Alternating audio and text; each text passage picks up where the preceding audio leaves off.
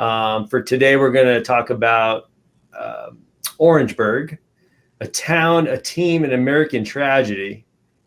The title really just kind of says it all. Talk about this film, how you got involved, how did you find out about the story? I read about the Orangeburg massacre in the New York Times in 2013.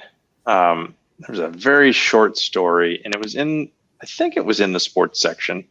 Even after moving out here to California, I still have the New York Times, the paper edition, delivered every day. I just like getting my hands on the paper and reading it. And I find, to me, the paper is the Times. From the years I've lived there in New York, I find the LA Times tends to be a little bit more all things California or Hollywood, a little more industry driven. New York Times, a little my jam if I was from the DC area or more with that background. But I read the story and I couldn't believe I had never heard of the Orangeburg massacre. And this was the 45th anniversary of the massacre. And like a good storyteller, I used to keep a folder with a bunch of news clippings, and eventually that transitioned to me. If I read it in the paper, I would download the article online and then put it into a digital folder. And so I have a creative ideas folder on my computer, all organized. Anytime I see a good story, particularly having to do with sports, because that being such a big part of my and our business is working in sports TV, always looking for good ideas and good stories to pitch. And I thought, this is kind of an amazing story, one that I've never heard of. I've never heard anyone talk about it. And it seems like, too, this is probably an important story, if we haven't heard a lot about it. This is one of those you don't always come across, something that people aren't aware of that they probably need to be. So I filed it away. I think I soft pitched it a few times over the years, but then 5 years later, 2018 was coming up, and I realized I've got this is going to be the 50th anniversary. Somewhat akin to, trying to tell a World War II story. I was getting a little concerned. We're getting past the point where some of these guys aren't going to be around anymore. I need to find out if this is really viable. The story that was told in the Times was a sports story, but other research I had done didn't really talk much about the sports angle. But the story in the Times was about one or two of the football players on the college football team being involved in these protests. And so for those who are listening, haven't seen the film, February of 1968, mind you, this was 4 years after the passage of the Civil Rights Act of 1964. The town of Orangeburg, South Carolina, was still very much segregated. And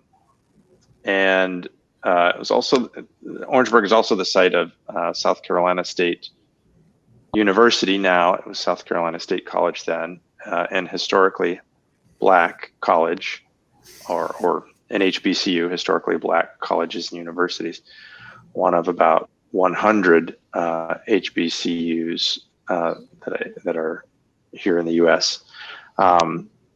And the students at South Carolina State were feeling like, honestly, the story, it centers around, I guess, a sport, if you will, bowling. There was a bowling alley in town that at this point was probably the only bowling alley for about 60 miles, 100 miles around the town. And the legend of it goes, and there's some truth to this, one of the students, he bowled in his hometown of Savannah, Georgia, and when he was at college, he said, why shouldn't I be able to bowl here? The law says I should. And so he organized some students to go down and essentially do a sit-in or a stand-in, to go in to the the alley, probably end up getting arrested. That was kind of the way that things were done at that point in the 60s as part of the civil rights movement, particularly at this point when the civil rights movement, particularly the student movement, was pretty mature. This wasn't the early 60s when the initial sit-ins were happening. We were pretty far along at this point. So Orangeburg was well behind the times, even for that part of the country. So students organized. One guy started to gather up some people and wanted to go in and protest the bowling alley. If the general motif was, or the general structure, or construct was, you go in, you protest. Generally, you're going to get arrested, but once that happens, it raises the issue to the national level, and the Justice Department or the Supreme Court or somebody steps in and says, "No, you've got to integrate the place." And so that's how integration worked when towns and institutions across the South were trying to slow roll. And here we were 4 years after integration or segregation was outlawed by the Civil Rights Act. So it went town by town, business by business, and so they thought that was what they were going to do. Generally, it was a fairly peaceful process, but I'll let folks watch the film or dig into the story if they wish. It didn't go well, as we know, in Orangeburg, and rising tensions over about 3 or 4 days led to a clash on the front of the campus of the college between student protesters and a group of state troopers who happened to be all white. And late on the night of February 8th, 1968, about 10 p.m., for a bunch of reasons that led to it, unfortunately, in the most tragic way, this group of state troopers opened fire on a group of unarmed students, killing 3 and injuring more than 30. And unfortunately, for yet another number of reasons, that story was never really well told, well known. It was kind of swept under the rug. And, there are a lot of people that didn't forget about it, but certainly as a collective, and as the canon of the civil rights movement goes, the Orangeburg massacre was somewhat forgotten and swept from American history, at least in the macro awareness sense. So that's the story. As I looked into it, could this be a sports story?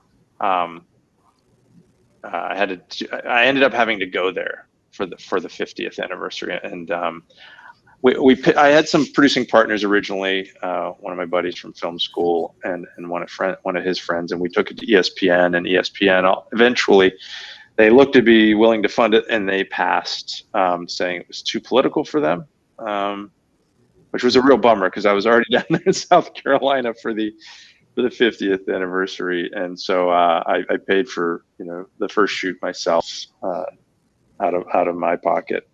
But I was so glad I did, because I found these guys who were part of that football team that year, and there were, in fact, a group of them had been involved in the protests, and there were 3 of them I talked to who had been shot and survived, and one of the young men who was shot and died was also a member of the football team. And so I realized, wow, this, we don't come across sports stories like this all that often. And now let's add to that where I'm finding out that this works, but I don't yet have funding. I called our friend Brian Lockhart, who was still at the NFL Network at the time, and said, Brian, I've got this amazing story. I really I thought we had another network on board, and we don't. And he said, I think there's a way we can make that. Getting by the NFL Network, which I thought was an awesome move, because we haven't really seen the NFL Network, particularly because they protect the shield, right? They are the NFL. So Seth, I think you and I will probably be able to attest to it. I hadn't found over the years that they were particularly chancy with doing or saying anything that was edgy, if you will, or political. And if ESPN, who does have that sort of reputation, wasn't willing to get behind the film, I wasn't necessarily expecting that, but I thought that was pretty great of Brian to indicate an interest there. So I pressed forward with the project, and the thing to remember, and the way I ended up pitching it, and all in and around that time, was as a backdrop to 50 years ago. Here are Black athletes standing up for what they believe in the face of great odds, and paying a hefty price for it. The members of the college football team joining their fellow students in these protests, putting at risk their not only their lives, but they're standing as scholarship holding athletes. And I was never a college athlete myself. Well, not one of any import, but I didn't have a scholarship. But I do know that the college athletes aren't particularly eager to do a whole lot that puts something like that in jeopardy. That's the future. That's the livelihood. It's also their sport that they love.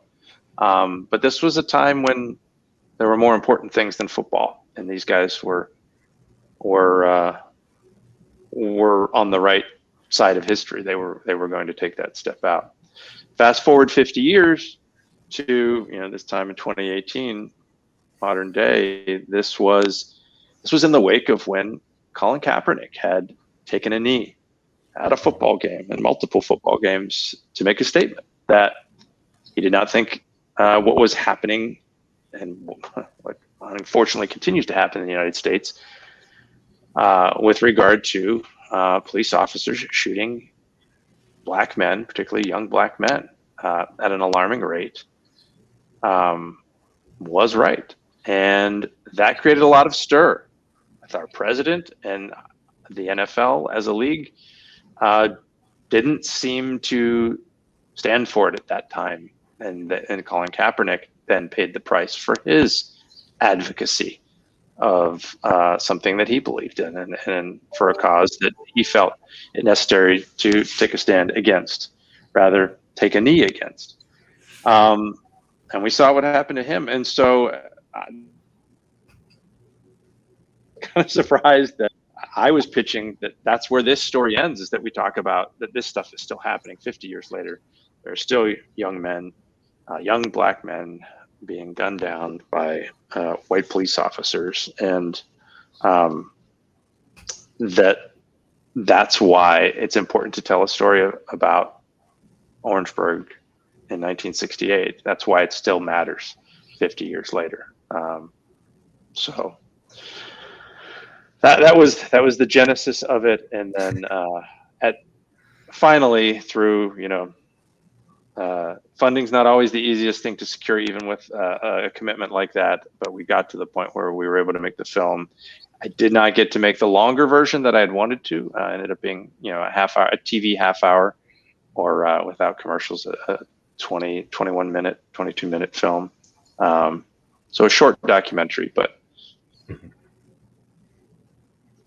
very well be one, the most important story that I will tell in my career, in my life.